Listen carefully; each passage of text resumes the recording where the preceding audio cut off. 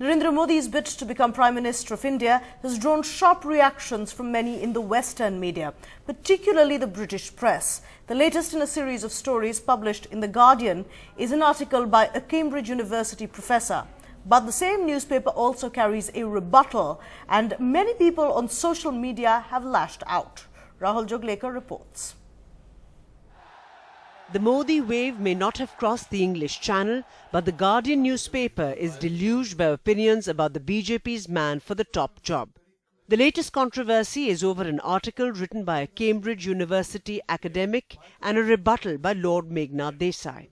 Mr. Modi's candidature for the Prime Ministership of India does represent a significant departure from the past. And I specifically am referring here to two things. One, his long-standing connection with the RSS, and two, the connection that he has with the events that took place in Gujarat in 2002.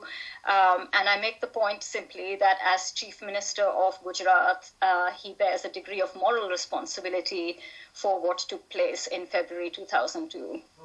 But Lord Meghnad Desai, a well-known academic and commentator, wrote a rebuttal, arguing that religious strife is part of India's history.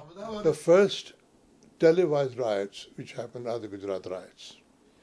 And people who don't know much about Indian history, or who want to pretend they don't know, think that the only riots which has ever happened are the Gujarat riots. And so they have been demonizing Modi and claiming that he's responsible and various things like that.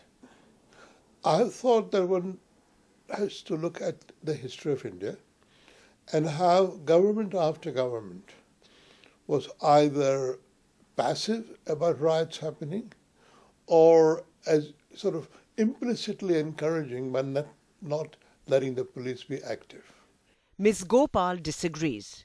When you're in Britain, to make an argument which says that Hindus and Muslims have always been fighting each other and that what happened in Godhra in 2002 was in Godhra and in Gujarat more generally in 2002 was not unique, I think that's quite problematic. Of course, there is a history of communal tension, and of course there are communal riots that have taken place, and they're all deplorable, including what happened in Muzaffarnagar recently as well. But I do think that there is something problematic about simply suggesting that there's an ancient rivalry, an ancient hatred, as it were, between Hindus and Muslims, and that this is all that underlies what happened in 2002. But apart from intellectual arguments, Ms. Gopal came in for a lot of abuse on Twitter. Some of the tweets are unrepeatable on television, but give you a flavor of the abuse on Twitter. India's elections have drawn a sharp reaction from a lot of quarters in the British media. Just a few days ago, the Guardian newspaper published a letter titled, "If Modi is elected, it would bode ill for India." This was signed by the likes of Anish Kapoor, Deepa Mehta and even Salman Rushdie.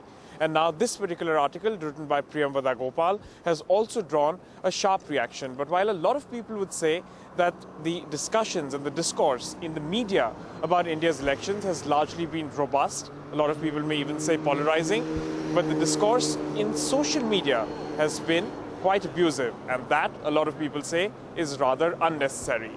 This is Rahul Joglekar in London for NDTV.